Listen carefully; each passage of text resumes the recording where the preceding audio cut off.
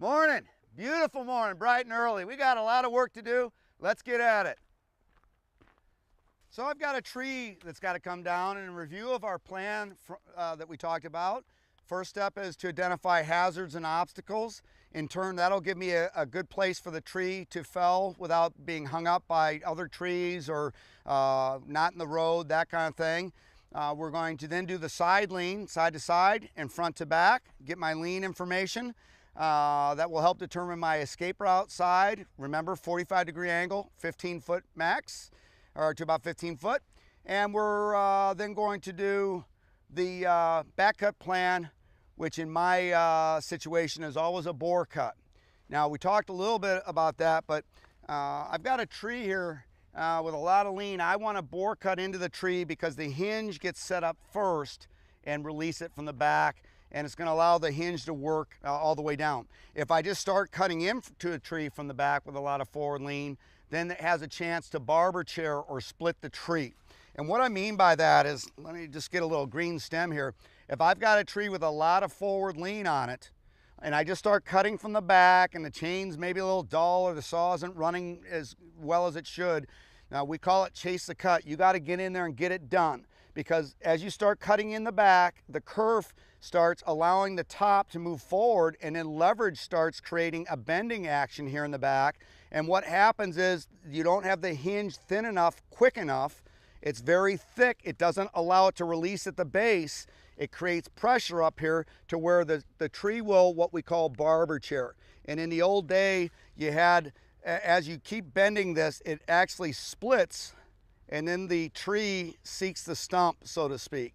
Very, very dangerous, because you're down here focused to the cut, the back cut, as we're talking about, and you're not aware of what's going up ahead. You also are going to have a severe productivity loss, obviously, with that, and dollar loss if you're cutting the tree for boards. It's dangerous, it's not productive, it's not the right thing to do. So I'm going to use a bore cut for sure as we finish up the back cut plan on that. So let's take information. If you pick a stick up off the ground to read height from your cheek out, you're going to make two sections of line.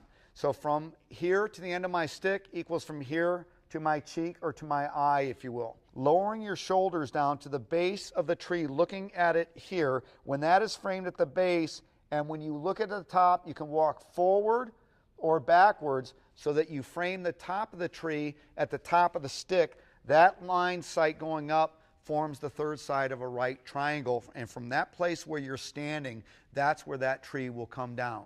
And as I look out here, I get a little bit better view of my surrounding. I've got a clear base. We've got other trees that become the only obstacle I'm dealing with for the most part. I got a vehicle in the back. We've got a little tree, some protection. The ground is good. The wind is not bad at all. The condition of the tree has some flare to it, which is good. So we do have dead branches as we go up the tree.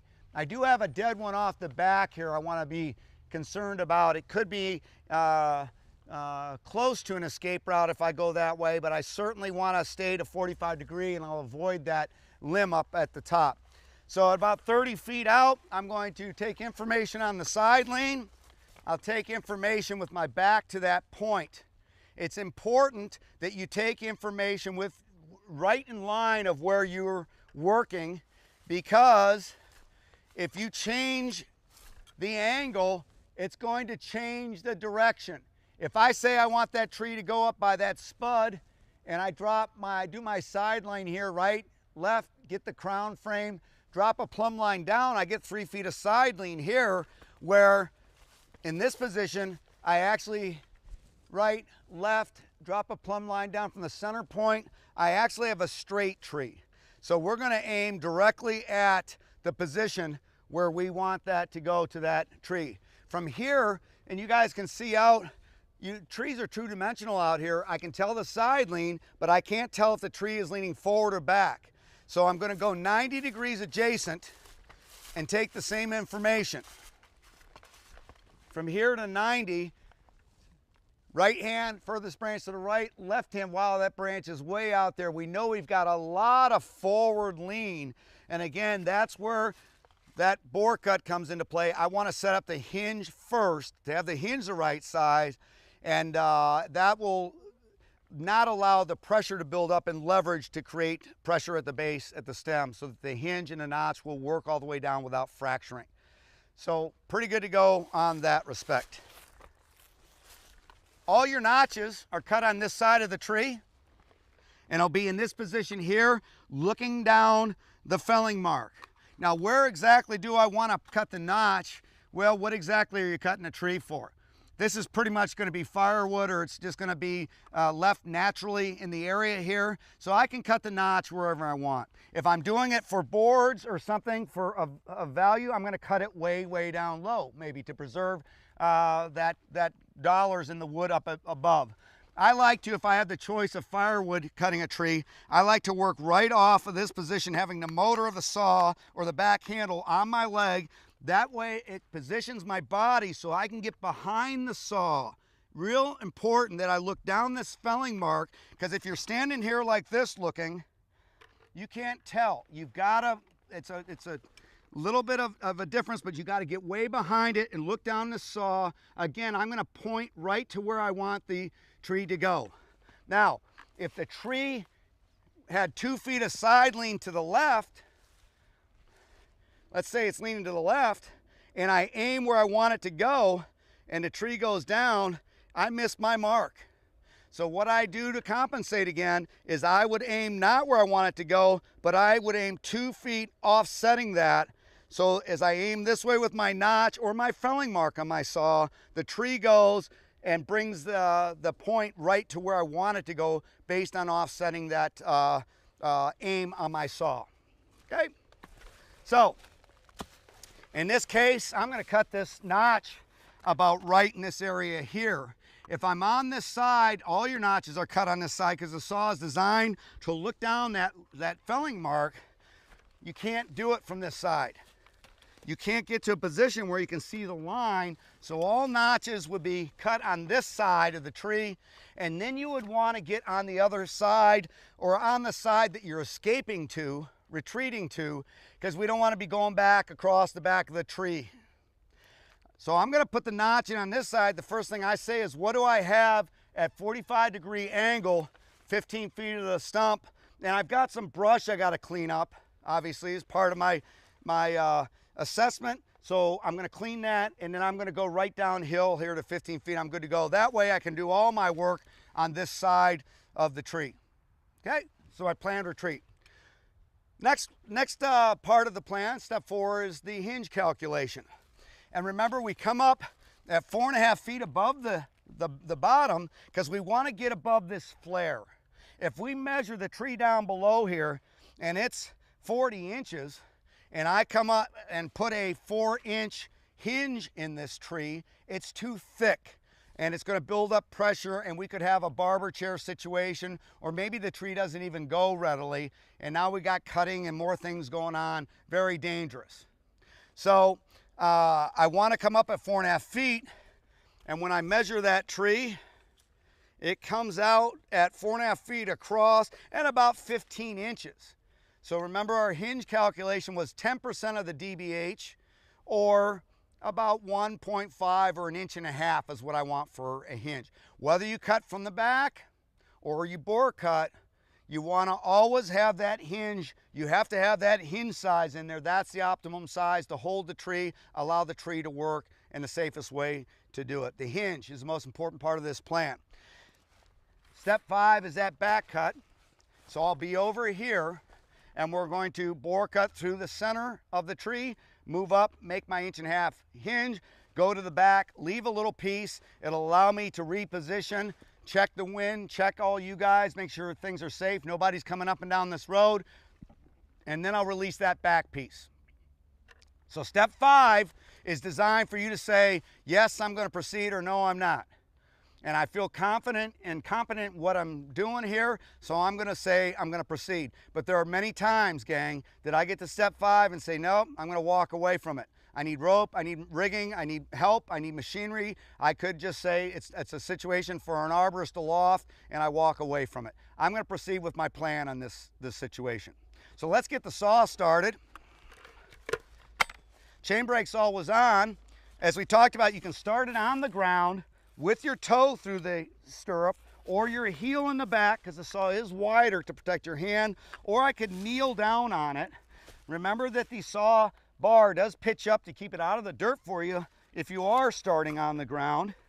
The second way to start it, chain brake on obviously, is to leg lock it. Put it under your knee, because the rule is, and the right thing to do, you don't want to have any movement of that bar while you're cutting a tree. So I'm gonna lock this in, lock my arm out, and I'm gonna give it a tug and lower the idle down. I wanna let the saw warm up. I'm gonna do that by idling here, and then I wanna give it some motion, because this is an environmental friendly oiler.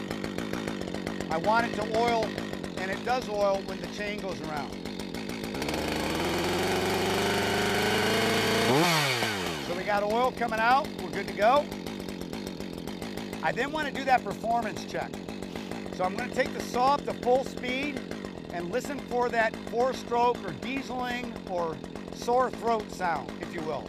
That controls the H, the high speed circuit, or the H screw on a normal adjusted carburetor, if you will. So I'm going to take it up to full speed.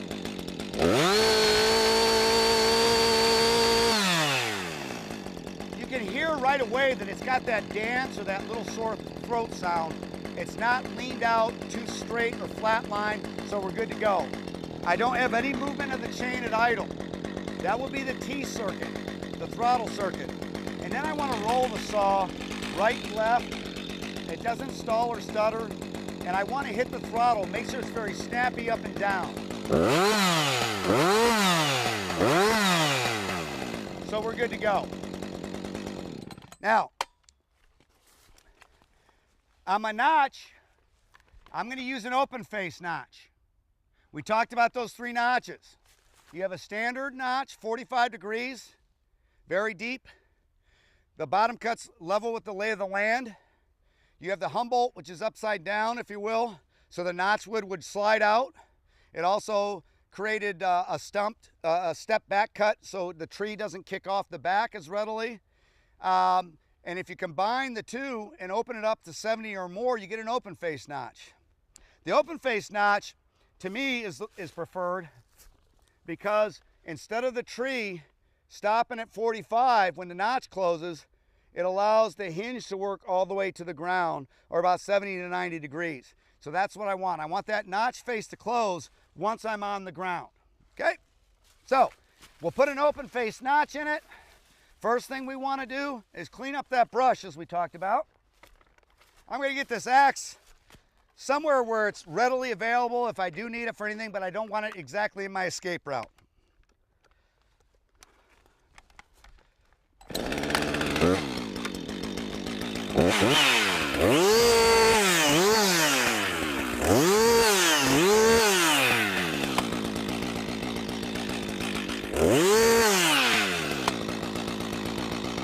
Chainsaws have 2 speeds, idle and full bore. You have a lot of control, it's very smooth, less vibration when it's running at full speed. So I'm going to position my body here. The chainsaws are built a nice, comfortable hold in the handle so that it gives you that 70-degree pitch automatically. It's also nice and level.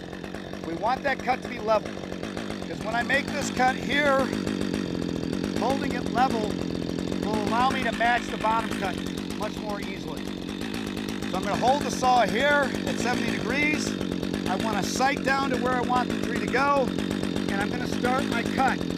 But I'm not going to look at what I'm doing.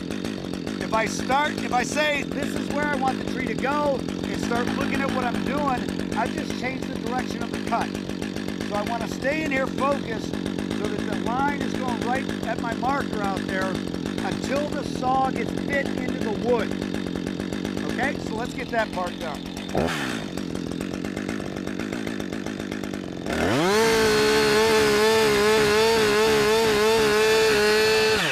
Now that the saw is into the wood, it will not turn on me.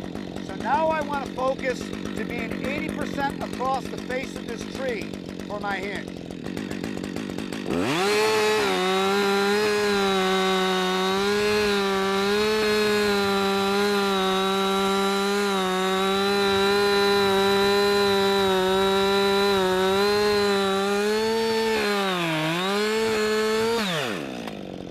check to make sure I'm 80% across the face, pretty close. From here to here, it'd be just a little bit more work.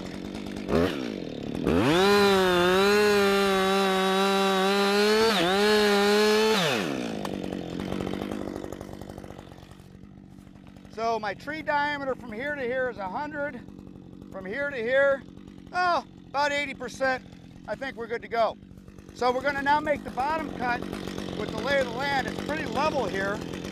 So I literally, because I made this cut level, pull the saw, rotate it again. We got another good balance point here. It's easier to start on one corner and match the other than start out here and have to match two. So because I've leveled the cut, if I start level, I'm going to swing around here looking through the curve, cutting to when those cuts match. I don't want to bypass that cut. That'll put pressure on the trunk right away when the tree moves.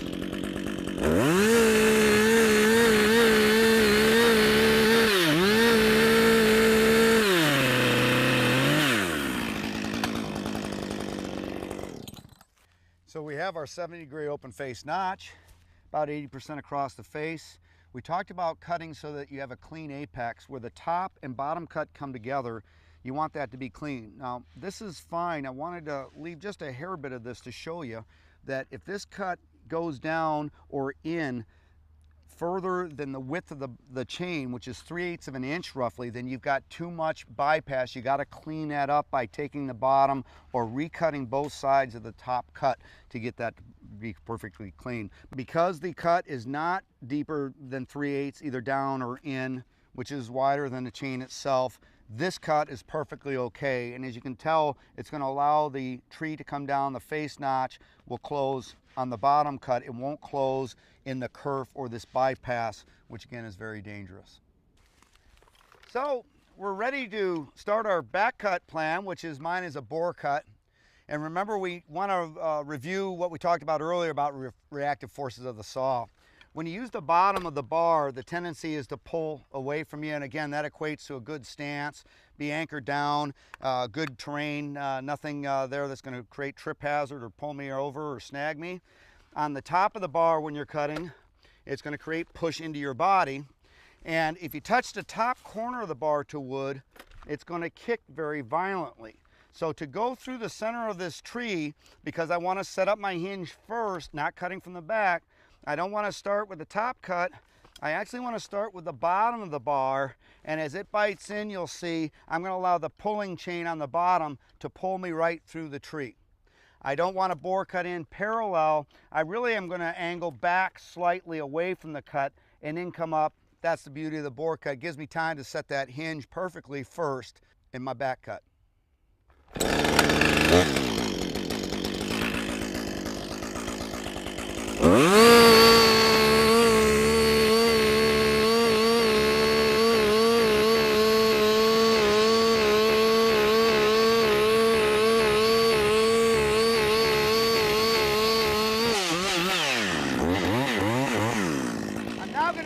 Pushing chain, so I like to anchor my body on the saw so I save energy. It's going to tend to push back as I'm using the top of the bar.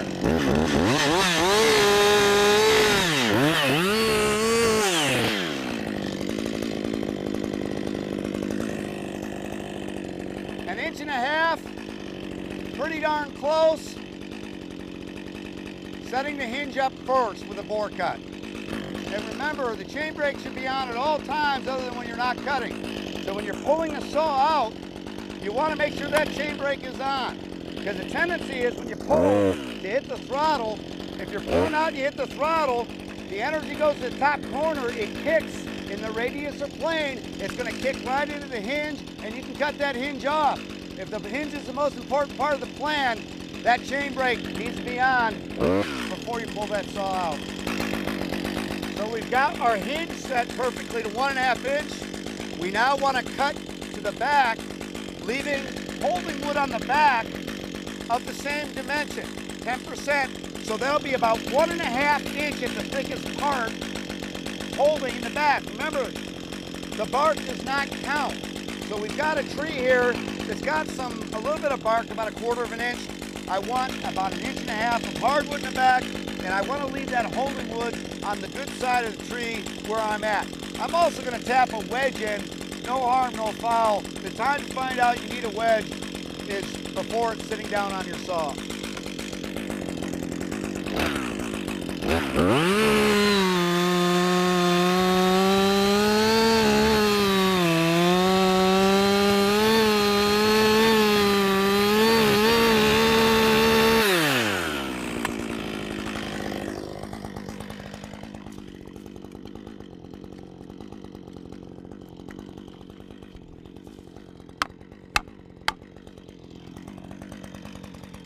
So we've got the tree set up with our back strap now on the back, which is 10% of the DVH, just like the hinge. 10% of 15 would be 1.5. So we want to have an imaginary line going across that exposes 1.5 inches at the fattest part that is hardwood, remember. We don't want the bark, that doesn't count, it's very weak fiber. Now I could have, as I was cutting to leave this back strap, after the hinge was set up, cutting towards the back, could have just cut out. But I don't like that because, as we mentioned, 85% of injury occurring within 15 feet of the stump. If I cut out, that tree is moving and I'm right on the tree. That's a bad position to be. By board cutting, I set the hinge up first. I come back, leave that holding wood. It allows me to position my body about 4 to 5 feet already away from the tree. Every foot counts. It also gives me a chance to recheck my crew, check conditions, no wind, nobody coming down the road before I proceed.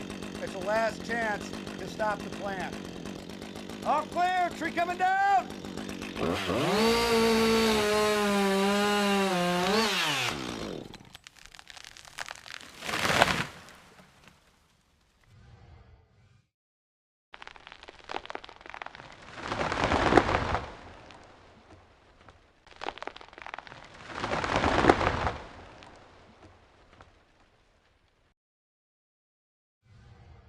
Before I come into the area, I want to make sure nothing ahead has been hit or come down, springs back, and then I want to give a command, all clear. We're good to go to come into our stump.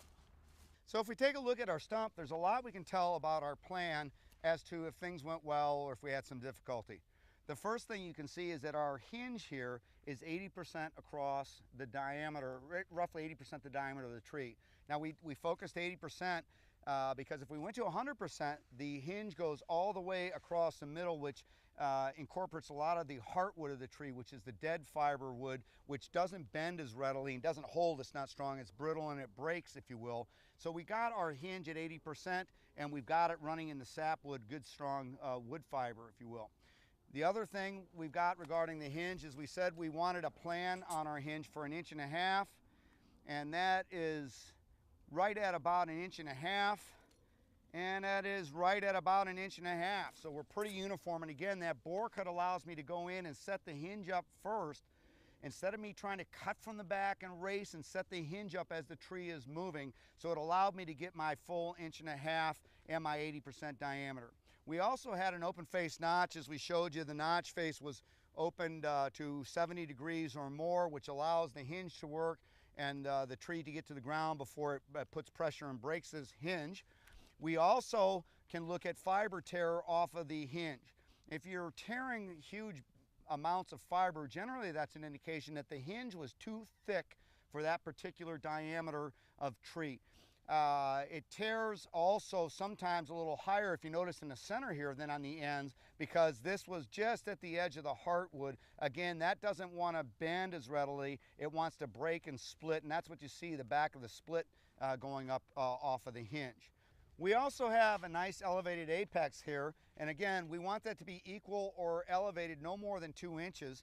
And the reason for that back cut being elevated slightly is that as the tree is falling, it pushes back on this stump shot or stair step, if you will, and it keeps motion of the tree going forward such that it won't slip off the back. We've also got a nice holding piece about 1.5 inches at the back of the hardwood only.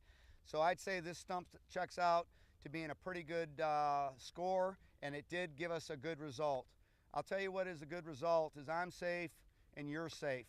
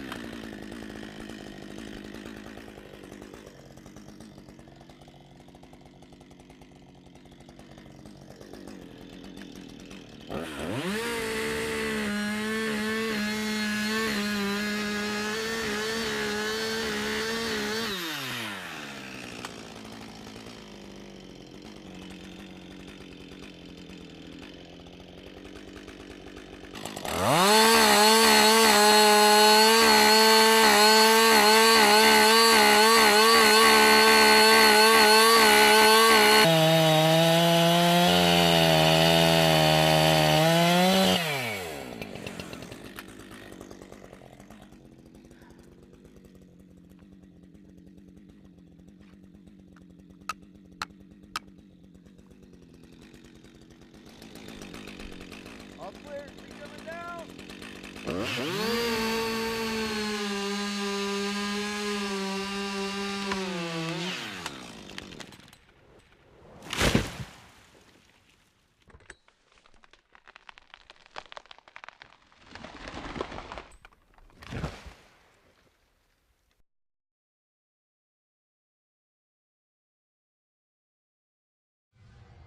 So now that the tree's down, we want to limb and bucket. Limbing and bucking is merely taking off the limbs flush to the trunk, and then we want to buck or cut it cross sections for whatever our use is. And this tree is just going to be for firewood, so we can make those cuts at any lengths we want, really. We're not subject to cutting it for boards at 16 feet or anything, so we can pretty much, we have a lot of flexibility with that. We first want to look at the ability for this tree to roll or twist. That would determine work position inside. I think if it had any ability at all to go anyway, it's going to the right, so I like being on the left, but generally with this pine, the branches are anchored in, it's pretty stable. I also want to look at the back and forth pressure from the stump to the top of the tree canopy, and it looks again that it's pretty anchored by the branches. We're on a little bit of a slope, but not much, and this will have the ability then to hold itself without shifting. We then look at up and down pressure, because we always want to make our cuts starting on the compression side and finishing on the tension side. And we have gravity and we have a tree here, so we definitely have that. So I want to cut these branches off first here, because there is no pressure to them, and we'll get up further and then we'll have another discussion about compression and tension cuts.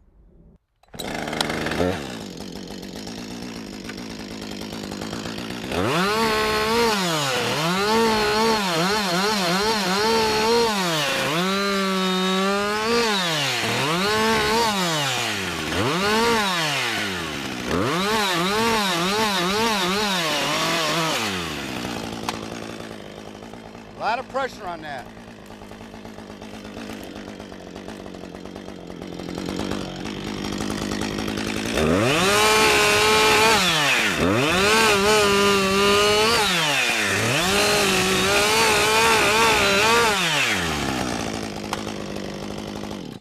Okay, so we're doing okay, but I want to show you something up here.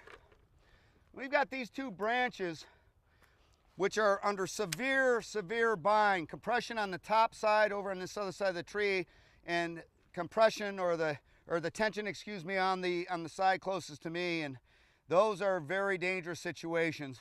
I'm going to move to the other side of the tree and we're going to show you how to deal with that. So as we talked about, we have a lot of compression here.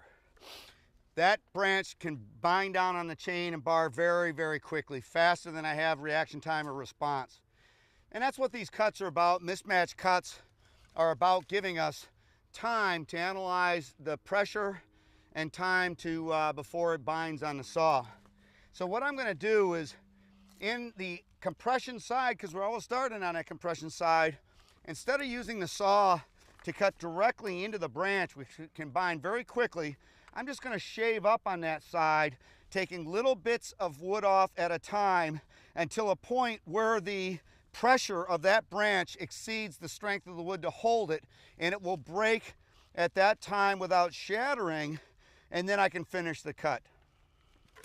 Let me finish off these branches back here too.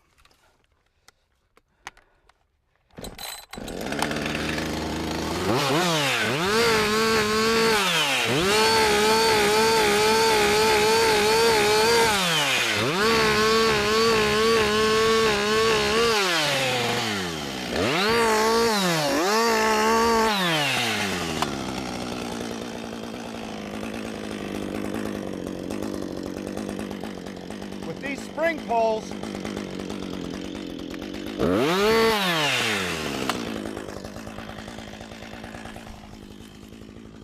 I still want to secure myself a good escape path at a 45-degree angle in case I got to go somewhere.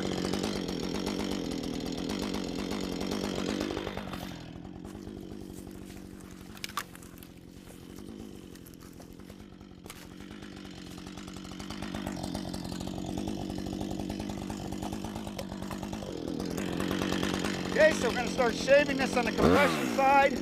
We want to do this slowly, little bits of fiber again, so the pressure gets to a point where it exceeds the strength of the wood. See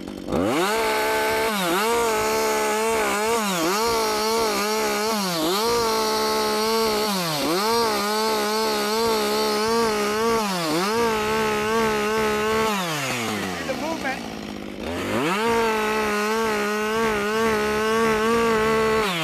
And there we go. You can see how much pressure. We've taken all the fight out of it. Now we can go to the tension side and release that safely.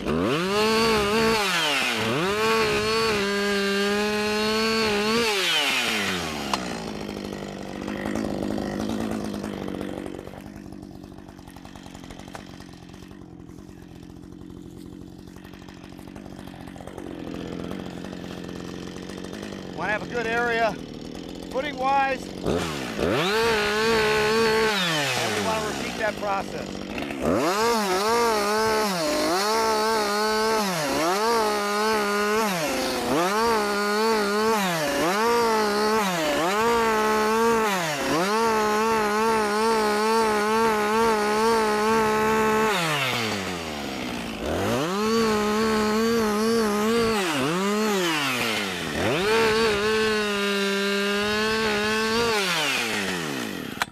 So we relieve the pressure by taking away the wood fiber slowly and let the pressure work against itself.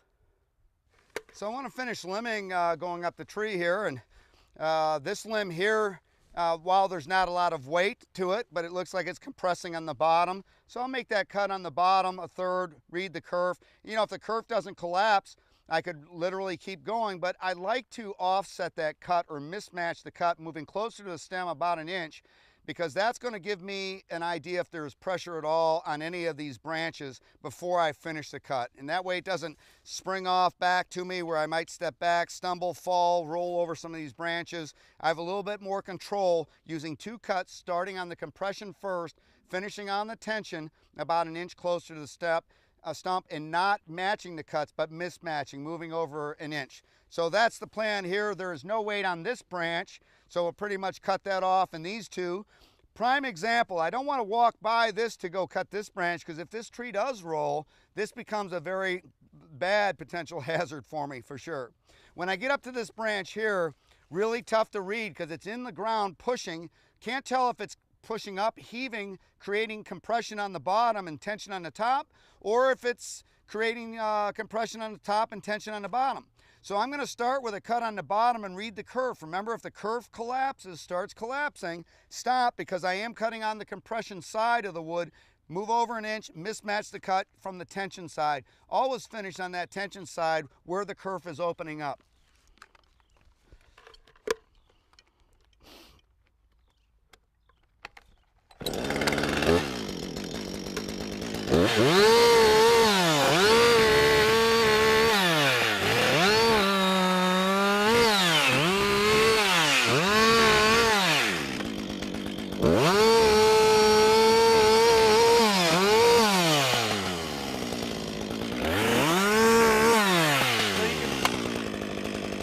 Right away when I start this cut, the kerf starts to open up. So there's definitely compression on the top. So I'm just going to read this kerf. As long as it's opening up straight down, I know the movement is down, I'm good to go. If that cut started to close right away, again, I move closer to the stump by an inch and offset that cut. A lot of pressure on this one. I can see too that the branch is coming back this way a little bit. And now I can see that it is rolling away from me.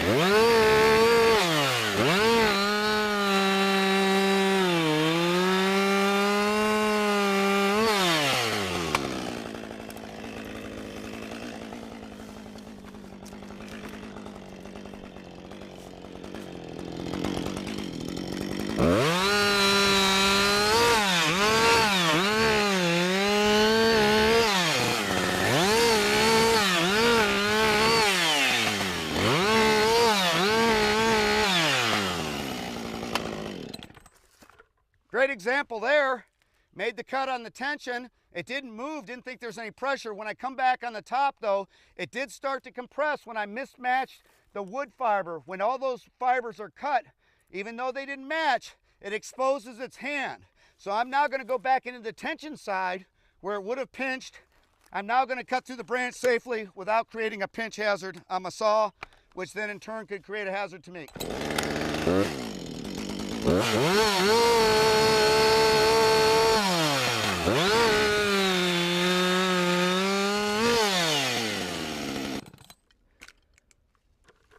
So I've got my branches limbed up to this far, and I want to talk about compression and tension cuts. Now if you look at this tree, gravity is pushing down on the top of this, so I believe it looks like it's compressing on the top, if you will. If this were a table with legs pushing down on it, gravity is creating compression on the top and tension or stretch on the bottom of the fiber. So I want to cut into this until the kerf, which is the width of the cut, starts to close. I'm going to stop, pull the saw out. I'm going to put a wedge in, which will occupy the kerf, and I'll go back in and finish that cut, or finish from the tension side, if you will, cut up until we get a clean cut on that. Remember that you always cut the compression first and finish on the tension, or the tension last. The tension fiber last. Compression first, tension last.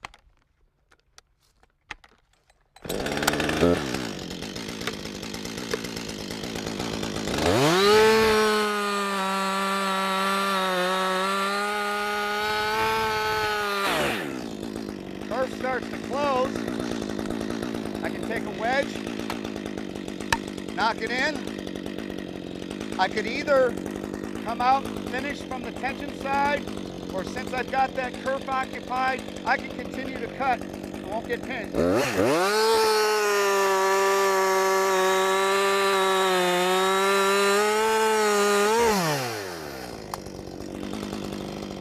Another use of the wedge is, we talked about the bar angles up, and it matches the contour of that. We can use that wedge as a barrier underneath the tree.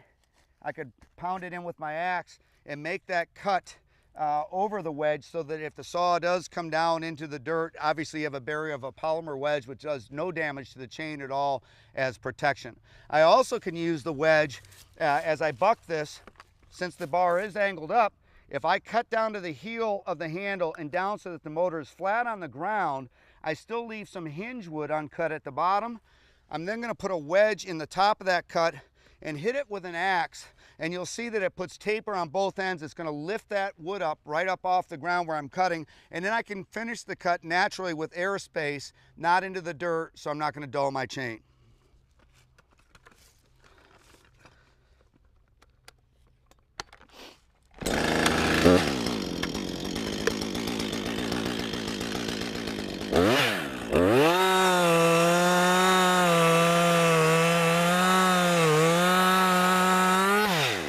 Making this cut, I'm always looking at that kerf. It starts closing, I want to stop, move to a different side.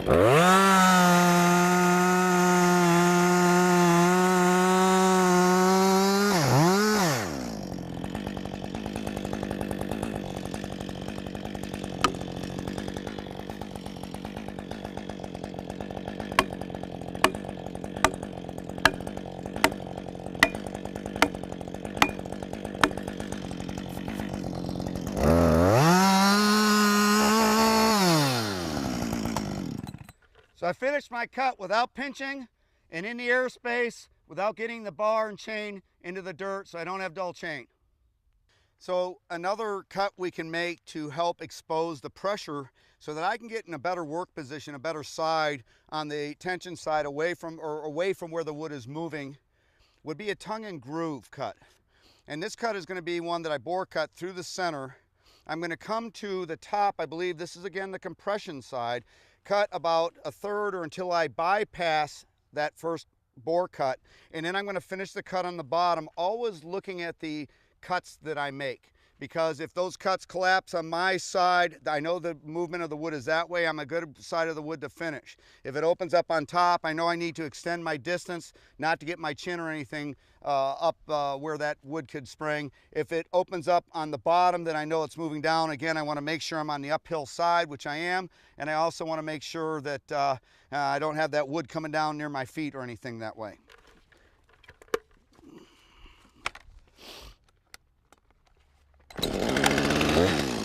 So first thing I'm going to do is bore cut right through the center.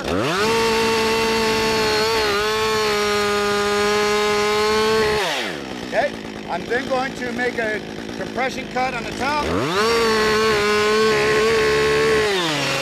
Finish with a tension cut on the bottom.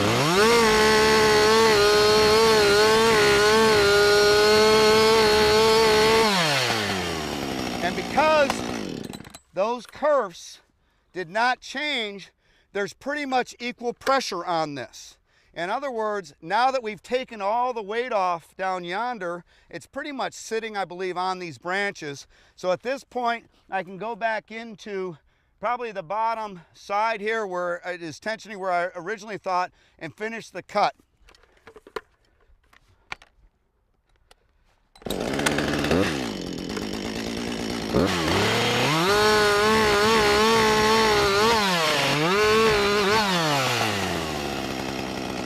Let me show you a little bit more about what that looks like here on this part that's elevated.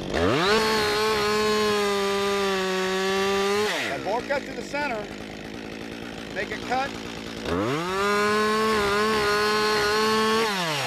compression, and make a cut on the tension side. And you can see that all three cuts have severed all of the grain fiber in the tree, and that would expose the pressure if there is any. Obviously there's no weight here, but if this center kerf collapses and it's opening on the other side, I know movement is moving away from me. If this starts opening up, closes on the other side, I know it's coming at me. If this one opens up, I know movement is up. If this one opens up, I know movement is down. So it gives me opportunity to move, reposition myself to make a cut away from where these branches may be flying. Good. So it's called a tongue and groove cut because it obviously looks like tongue and groove, like paneling or something. Again, what we've done is we've severed all the fiber through the tree, and if there's pressure, that pressure is going to go to those curve cuts, and it's going to show me where the pressure is and where I need to stand so I can make that cut safely. Well, we started out today talking about accidents being planned events, and we talked about a lot of planning processes. We worked those plans, we were competent as we got to the last step, and we implemented them. We had a good day. It's dark, we got quite a bit more work to do, but boy, you know, fatigue leads to injury. That overwhelmingly happens this time of the day, so I know my limits. I'm gonna get up bright and early in the morning and start up again. Had a great day. Here's how I look at it.